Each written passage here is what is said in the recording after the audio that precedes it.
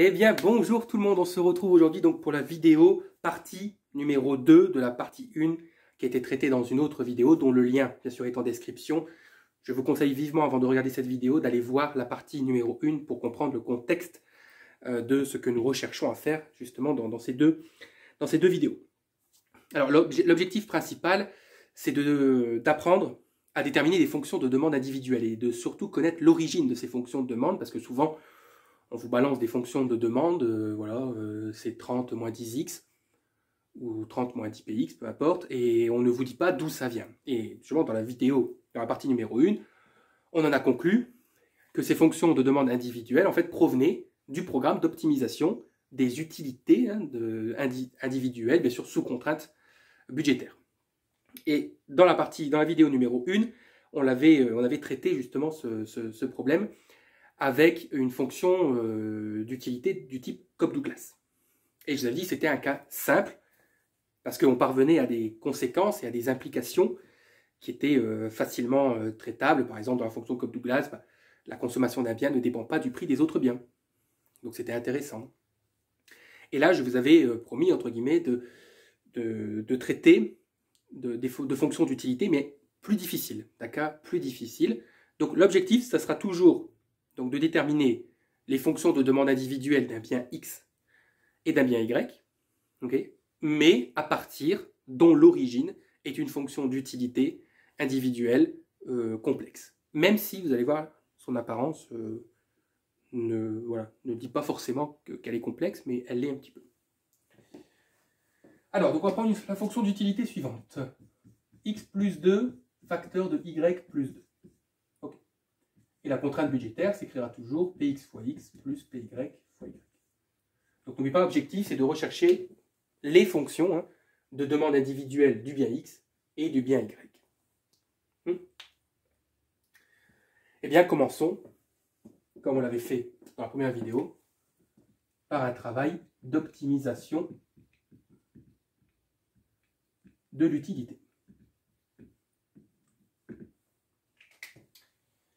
Alors, on va passer par la méthode du TMS directement. Donc, on sait que l'optimum, l'équilibre d'un consommateur est atteint lorsque le TMS est égal au rapport des prix. Oui. Le TMS, nous savons que c'est le rapport des utilités marginales.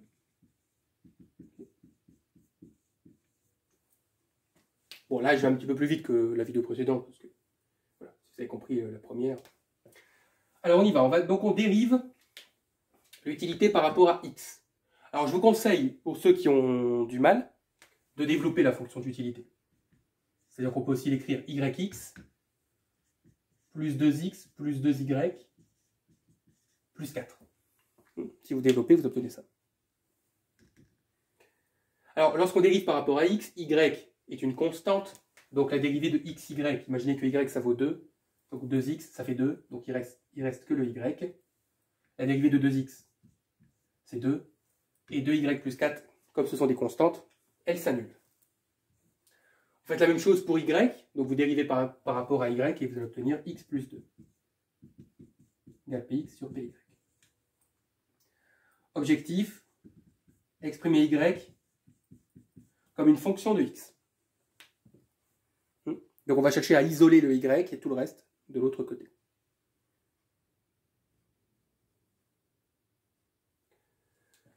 Bon, on va déjà faire passer le X plus 2 de l'autre côté.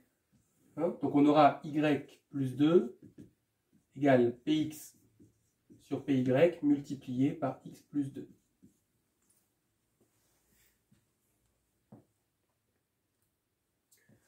Et donc Y égale à Px sur Py multiplié par X plus 2 moins 2. Attention, ça c'est pas ma fonction de demande individuelle. J'avais expliqué dans la première vidéo pourquoi on ne peut pas considérer ça comme une fonction de demande individuelle, tout simplement parce que Y dépend de X. Et ça c'est pas bon, parce que ça veut dire que la fonction de demande de Y dépend d'une fonction de demande. La fonction de demande de Y dépend de la fonction de demande de X. Ça c'est pas une fonction de demande. Pour avoir une fonction de demande, confère vidéo 1, les quantités en fonction du prix de l'autre bien et du revenu. C'est tout. Donc le X gêne. Et vous allez voir qu'on va s'en débarrasser, bien sûr.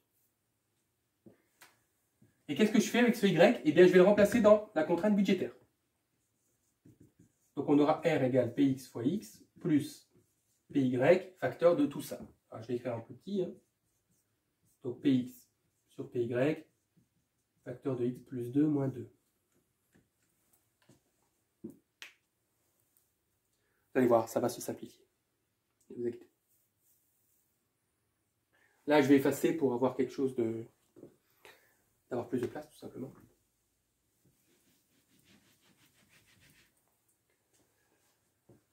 Alors, je vais la réécrire hein, pour ceux qui ont du mal à la voir.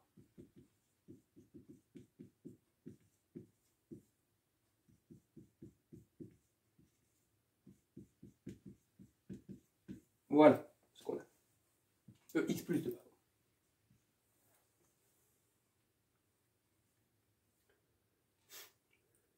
Bon.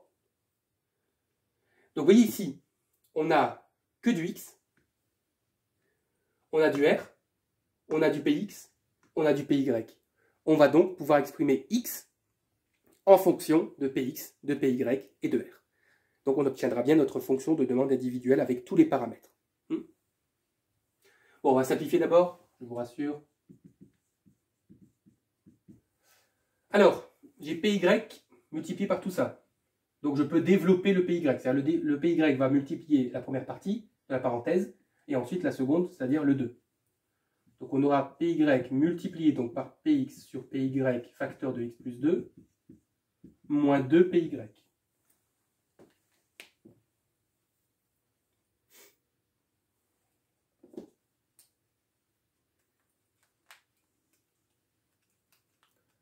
On ne va pas trop vite non plus. Hein. Alors, py, on a py au numérateur, py au dénominateur. Sachant que nous n'avons que des produits, oui, nous pouvons simplifier les py. Et je vais développer le px là. Donc il va rester px facteur de x plus 2. Ça fait quoi ça? Ça fait px fois x plus 2px. Et il nous reste le moins 2py au bout.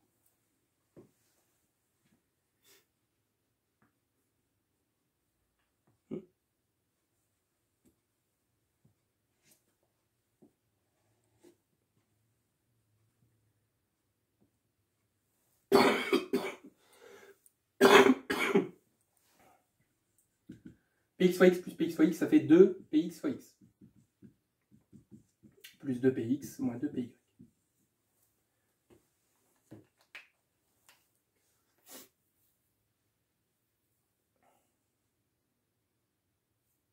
Je vous rappelle que mon objectif, c'est d'exprimer x. Alors oui, bon, je l'avais dit dans la vidéo précédente, mais je vais le redire. X, ici, on parle bien de quantité. Hein. X représente la quantité. C'est comme si vous notiez Qx, par exemple, ou Q tout court, hein, quantité.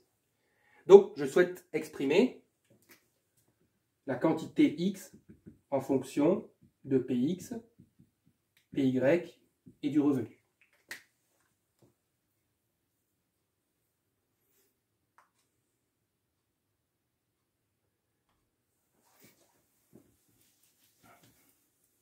Bah, déjà, je peux faire passer le 2px et le moins 2py de l'autre côté. Ouais. Donc, on aura R moins 2px plus 2py. Et à droite, il restera 2px fois x. On arrive au bout. Hein. Pourquoi? Bah, parce qu'il ne me reste plus qu'à faire passer le 2px de l'autre côté. Donc, il va devenir dénominateur. Donc, on aura R moins 2px plus 2py, le tout sur 2px égale x. Voilà la fonction de demande individuelle d'un certain consommateur compte tenu de son utilité individuelle en fonction du revenu, du prix de x et du prix de y. On est loin d'une fonction de demande globale. Hein, parce que je rappelle que la fonction de demande globale, c'est la somme des fonctions de demande individuelle. Donc imaginez-vous que sur le marché, il y ait 45 consommateurs. On a 45 fonctions de demande individuelle différentes. On les additionne et on obtient la fonction de demande globale. Mais dans les exercices, on vous donne 30 moins 2x. Ou 30 moins 2px. Faut simplifier, sinon vous imaginez bien les fonctions qu'on aurait. On aurait peut-être des fonctions logarithmiques, exponentielles. Ça deviendrait un peu... Voilà.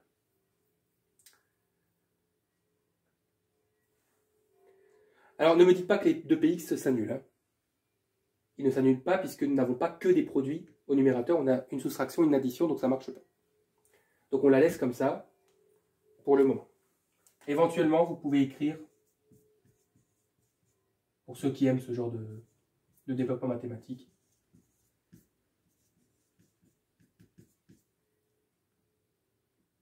voilà. C'est la même chose.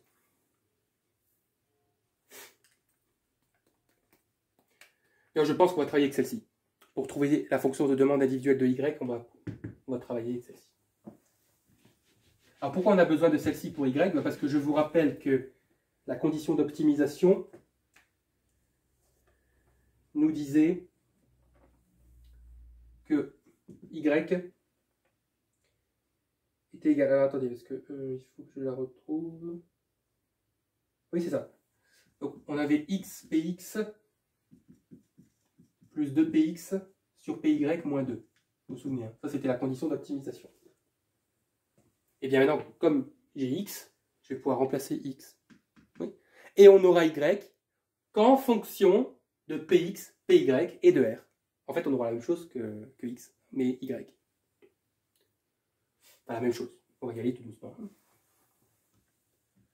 Ça exige quand même un petit peu de concentration. Bon, alors, je note très à gauche du tableau parce que je vais avoir besoin de place. D'ailleurs, je vais descendre un petit peu parce que...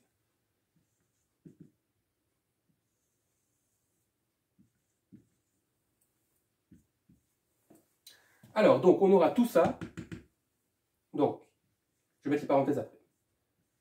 R sur 2px moins 1 plus py sur px, le tout fois px, plus 2px.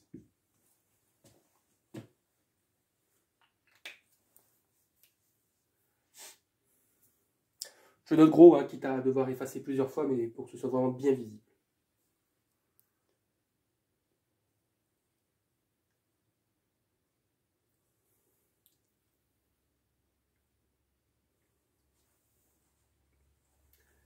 Alors, vous m'accordez que je peux développer le px avec chaque membre de la parenthèse. Donc on aura R sur 2px fois px, moins 1 fois px, donc moins px, plus py sur px fois px. Et je laisse le 2px, le tout, sur py moins 2.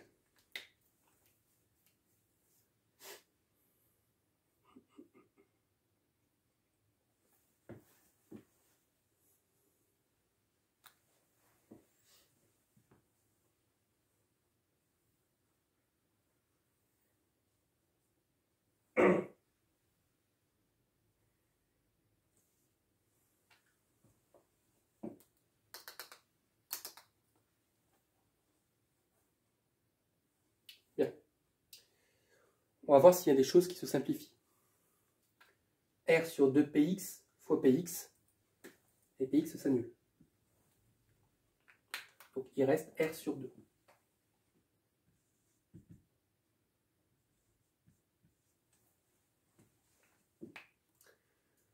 Moins px, bah c'est moins px.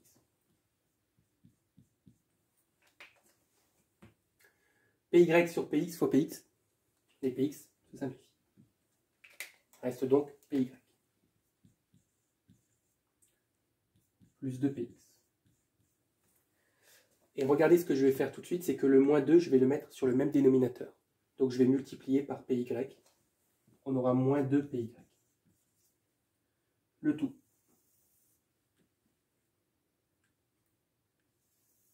Je m'en doutais que je n'allais pas faire quelque chose de droit. C'est presque évident. Voilà, il y a encore des choses qui vont se simplifier.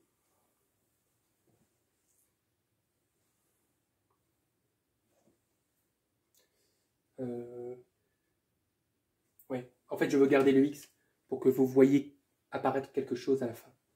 Oui, j'aurai assez de place de toute façon. Je pense pour terminer. Hein. Oh ben non, ce que je vais faire, c'est que je vais effacer là. Comme ça, on laisse le x tranquille. Si mettez sur pause, de toute façon. Donc je reprends ici. Hein. Alors, qu'est-ce qui se simplifie? Bon, R sur 2, non. Moins Px plus 2Px, il en reste 1. Alors ça, j'en ai plus besoin non plus. Voilà. Et Py moins 2Py, ça fait moins Py. Le tout sur Py.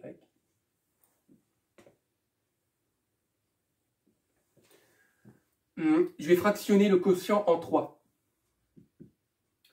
C'est-à-dire que je vais écrire R sur 2 sur Py plus Px sur Py moins Py sur Py. J'ai le droit de faire ça. Puisqu'on a le même dénominateur, donc on peut les remettre en fait, sur le même dénominateur en une fraction générale. C'est la même chose. Ok, bon alors ça c'est pas joli. Hein. R sur 2 sur Py, c'est vraiment pas joli. Alors, bon, là je le fais, bon, je le fais dans le détail. Sinon, ça se voit tout de suite. On sait que diviser, ça revient multiplié par l'inverse. Donc c'est comme si j'avais R sur 2 multiplié par 1 sur Py. Parce qu'ici c'est Py sur 1. Le Px plus Py, je le laisse tranquille. Et Py sur Py, ça fait 1. Conclusion, donc R fois 1, ça fait R. 2 fois Py, ça fait 2Py. Je vais juste mettre le moins 1. Et je mets le Px sur Py. Voilà la fonction de demande individuelle du bien Y. Et voici celle de X.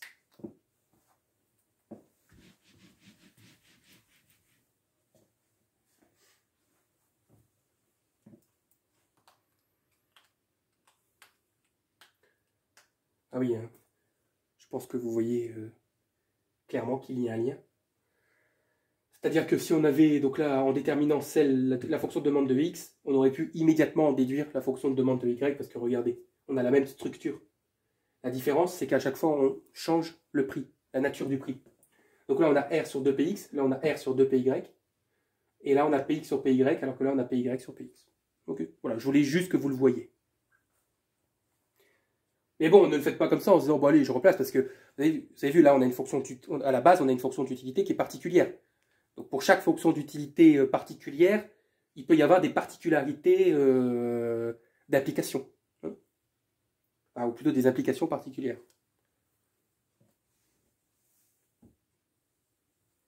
Donc faites toujours les démonstrations de A à Z. Passez pas par le chemin... vous avez compris. Par le chemin risqué. Voilà. Alors normalement la vidéo elle devrait s'arrêter ici, hein, puisque vous voyez j'ai déterminé les fonctions de demande individuelles. Et donc vous voyez, je vais juste, petite parenthèse. Imaginez-vous, bon Y on s'en fout, vous mettez sur pause si vous ne voulez pas recopier, je l'efface. Comme ça on s'en soucie. On va se concentrer sur le bien X. Alors, je vais renoter cette fonction de demande, on va dire, de la manière la plus courante. C'est-à-dire celle qu'on retrouve souvent dans les examens ou dans les exercices. Donc au lieu de X, je vais écrire Q. Vous voyez, ça, voilà. Donc la quantité est égale au revenu sur 2Px moins 1 plus Py sur Px. Voilà. Et encore, je ne devrais même pas mettre les X et les Y. Normalement, on vous écrirait quelque chose du style comme ça. Et le Y, on vous noterait par exemple P'. Non, voilà, quelque chose comme ça. C'est-à-dire c'est le prix d'un autre bien. Ou on peut noter aussi, ouais, peut-être pour ceux qui sont perturbés. Voilà, P1 et P2. Et donc ici, on va noter Q1. Ne vous inquiétez pas, vous inquiétez pas. Donc, la quantité du bien 1, c'est comme ça qu'on pourrait l'écrire dans un examen. La quantité du bien 1 est égale au revenu sur 2 fois le prix du bien 1 moins 1 plus le prix de l'autre bien. Mais moi, je vous avais dit dans la vidéo numéro 1 que dans vos exercices, dans vos examens, on vous donne toujours Q égale, je ne sais pas moi, quelque chose comme 30 moins 2P. Voilà. Et j'avais expliqué que, mais je vais le réexpliquer, que l'origine de ça, c'est simplement qu'on considère que R et P2 sont fixés. Prenez par exemple un revenu qui est égal à 100, et imaginez-vous que le prix de l'autre bien soit égal à 3. Eh bien, ma fonction de demande individuelle, ça va faire donc 100 divisé par 2P1, donc 100 divisé par 2, donc ça va faire 50 sur P, moins 1, plus 3 sur P. on retrouve une fonction de demande normale. Okay. Ce que je veux vous expliquer, ce à quoi je veux en venir, c'est que ces fonctions de demande globale, imaginons que ça c'est une fonction de demande globale, ces fonctions de demande globale, elles tirent leur origine du programme d'optimisation d'utilité sous contrainte budgétaire et du fait qu'on fixe un certain revenu et le prix des autres biens. Donc une fonction de demande globale n'est jamais donnée comme si les autres valeurs n'existaient pas, comme si les autres marchés n'existaient pas, comme si le revenu n'existait pas. Non, justement. Mais la particularité, c'est que la fonction de demande globale, elle met en lien, en relation, la quantité demandée avec le prix du bien en question, compte tenu du fait que tout le reste ne bouge pas. On dit aussi en microéconomie que nous raisonnons en ceteris paribus. Toute chose étant égale par ailleurs. Donc ne croyez pas que les microéconomistes pensent qu'on crée un lien entre un prix et une quantité et qu'on s'en fout du revenu des consommateurs, qu'on se fout du prix des autres biens, pas du tout. Mais nous devons les fixer pour avoir une relation directe entre un prix et sa quantité, et donc de pouvoir travailler dans un plan à deux axes. Parce que si on ne fixait pas le revenu et qu'on ne fixait pas le prix des autres biens, là j'en ai qu'un, mais imaginez-vous que j'ai 40 autres biens dans ma fonction. Vous avez un plan à 40 axes. On sait travailler ça? Moi je ne sais pas, je ne suis pas physicien, je n'ai pas fait assez d'études pour travailler avec 40, dans un plan de l'espace avec 40 axes comme ça. Hein, donc voilà, c'est juste pour... voilà, je voulais faire cette parenthèse. Ceteris paribus, ça veut juste dire que les autres valeurs sont constantes en fait, hein, elles sont fixées. C'est ça que ça veut dire. Enfin, c'est ce que cela veut dire. Ceteris paribus, vous avez certainement déjà dû l'entendre.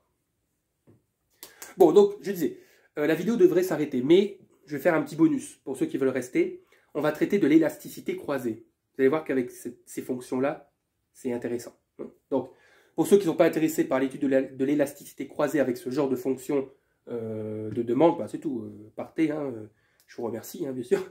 Et pour ceux que ça intéresse, restez. Bon, j'efface et je réécris X tout en haut là, pour avoir une structure de développement, on va dire, esthétique. Alors, X égale R sur 2px moins 1 plus X sur px. Pourquoi je vais m'intéresser à l'élasticité croisée? Bah déjà, on va définir ce que c'est que l'élasticité croisée.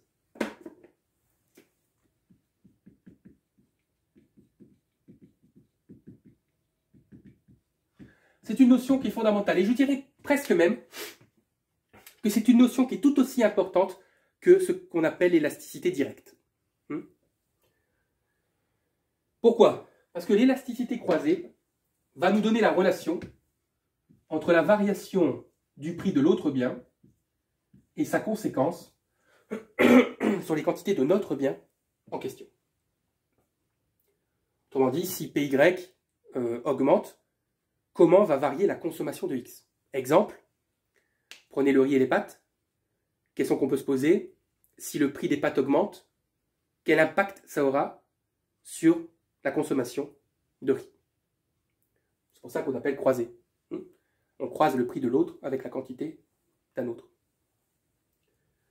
Bon, je vous rappelle que les élasticités sont toujours exprimées en pourcentage.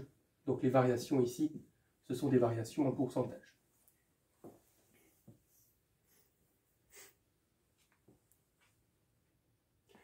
Alors, en général, il y a deux grandes catégories. Il y a deux grandes catégories de biens lorsqu'on étudie l'élasticité croisée. Ah oui, parce qu'en fait, il y a deux possibilités. Soit l'élasticité, donc on note comme ça, epsilon.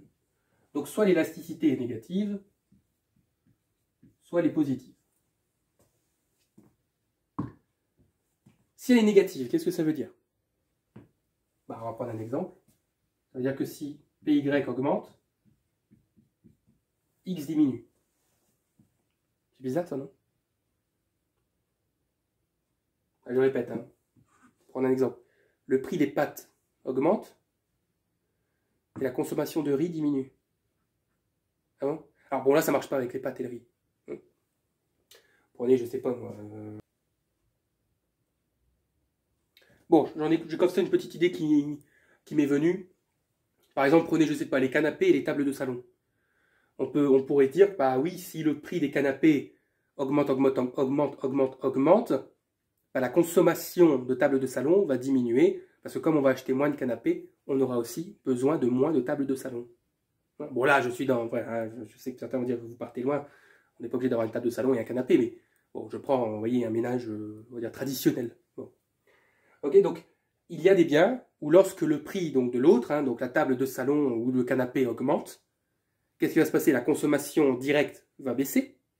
Donc, en fait, tout se passe comme ça si on travaille par étapes. Si PY augmente, Y va diminuer. Ouais. Donc, le prix des canapés augmente, la quantité consommée de canapés diminue. Donc, comme il y a moins de canapés, on a besoin aussi de moins de tables de salon. Et donc, X va diminuer. On dit que X et Y sont des biens complémentaires.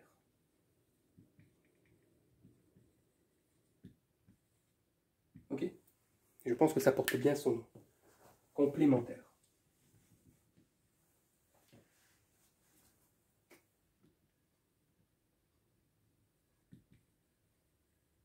Voilà. C'est mieux.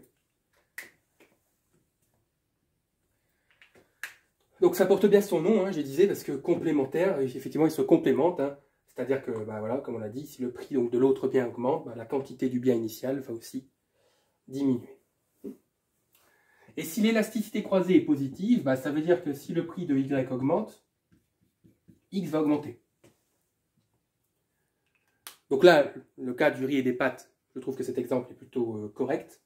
Si le prix des pâtes augmente, bah, il est évident qu'on va peut-être remplacer les pâtes par du riz, et donc la consommation de riz va augmenter. Autrement dit, les pâtes et le riz, ce sont des biens qui peuvent se substituer, qui peuvent se remplacer entre eux. Eh bien, dans le cas d'une élasticité croisée positive, on parlera justement de biens substituables. Ouais. Donc si le prix de l'autre augmente, la quantité du bien initial augmente. On remplace l'un par l'autre, alors que là, bah, on n'a pas le choix de faire baisser les deux, parce que les biens sont complémentaires. L'un va avec l'autre. La consommation de l'un va avec la consommation de l'autre. On aurait pu prendre, je sais pas moi, les tasses. Les tasses et le thé ou le café, des choses comme ça. Bon, attention, quand on dit complémentaire, on n'avait jamais dit que c'était totalement complémentaire. Hein.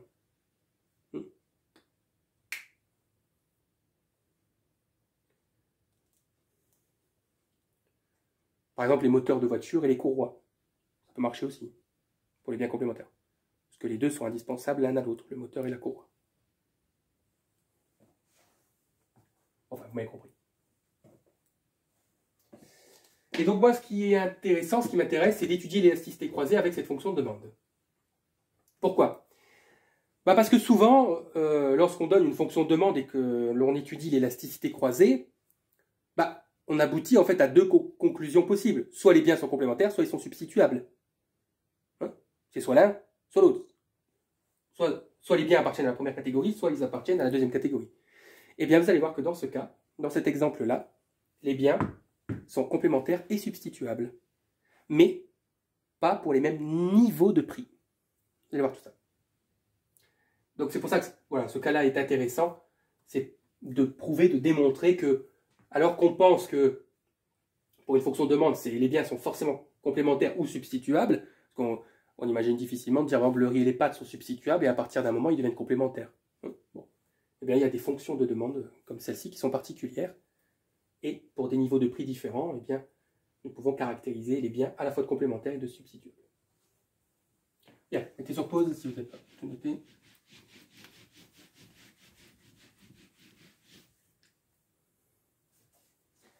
Formule de l'élasticité croisée. Donc on la note comme ça, x par rapport à py. Donc c'est la dérivée de x par rapport à py multipliée par py sur x. Voilà, vraiment soit vous la connaissez, soit vous êtes en train de l'étudier, soit vous la prenez par cœur. Donc je dois dériver la fonction par rapport à py et je multiplie par py sur x. Donc si je dérive par rapport à py, ça veut dire que py c'est ma variable.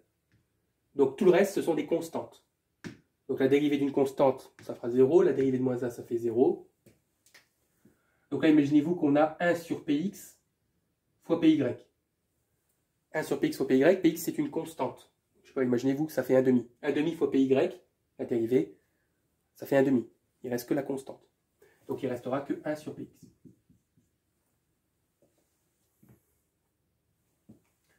Multiplié par py sur, eh bien, x, on doit le remplacer par son expression.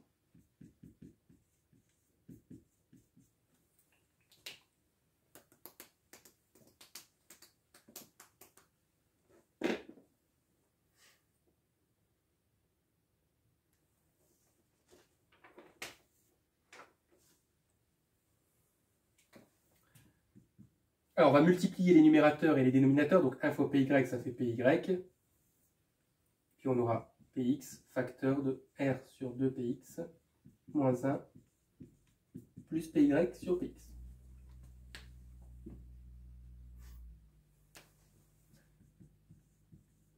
Je vais développer le dénominateur. Donc, là, non, de toute façon, ceux qui regardent, c'est que, voilà, vous avez déjà, je pense, il y a un bon niveau, en tout cas, vous avez un niveau de mathématiques qui vous permet de faire ce genre de simplification. Je vais développer le px. Et donc là, on voit que le px, les deux px vont s'annuler. Donc il va rester r sur 2 moins px. Même chose. Px fois py sur px. Les px vont s'annuler et il va rester py. Ok.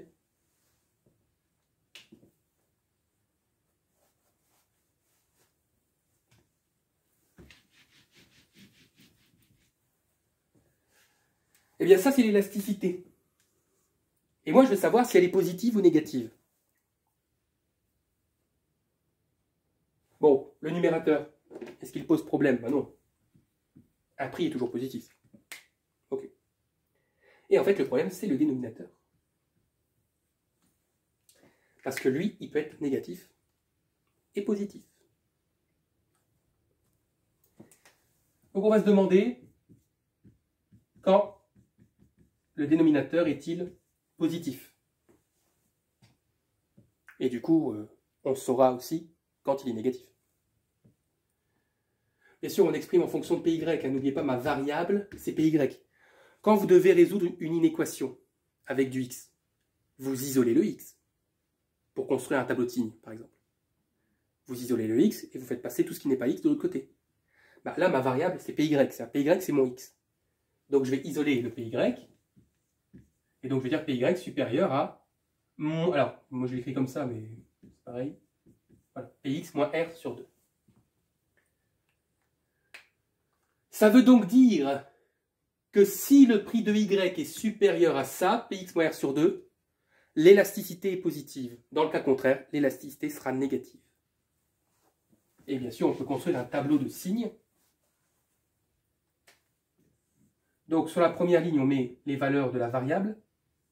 Je vous ai dit que ma variable, c'était py, qui remplaçait le x. On va dire ça comme ça. Bon, le numérateur de l'élasticité, c'est py, et le dénominateur.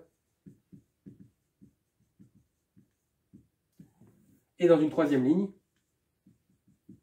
on aura le signe de l'élasticité. Alors, le domaine de définition, bah, bien sûr, on va de 0 à plus l'infini. Okay. Et je vais mettre ma valeur pour laquelle je change de signe.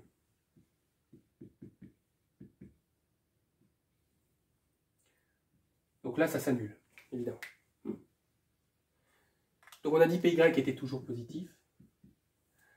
On a dit que py, donc pour que ce soit positif, il faut que py soit supérieur à ça. Donc là, c'est positif. Donc là, c'est négatif.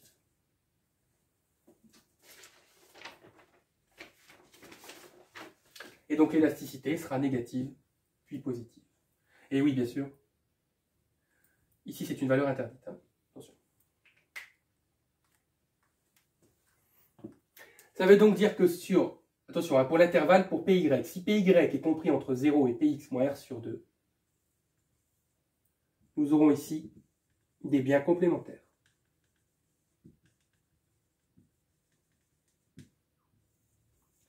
Et après, on aura des biens substituables. Je vous l'accorde que les biens seront davantage substituables que complémentaires. Pourquoi? Parce qu'ils seront substituables sur un plus grand intervalle que celui de la complémentarité. Là, il n'y a que quelques valeurs de PY qui nous permettent de dire que les biens sont complémentaires, mais ils sont majoritairement substituables. Et oui, c'est intéressant. Hein, il y a des biens, puisque la fonction d'utilité, elle existe, c'est la fonction de demande qu'on a trouvée, elle peut potentiellement exister.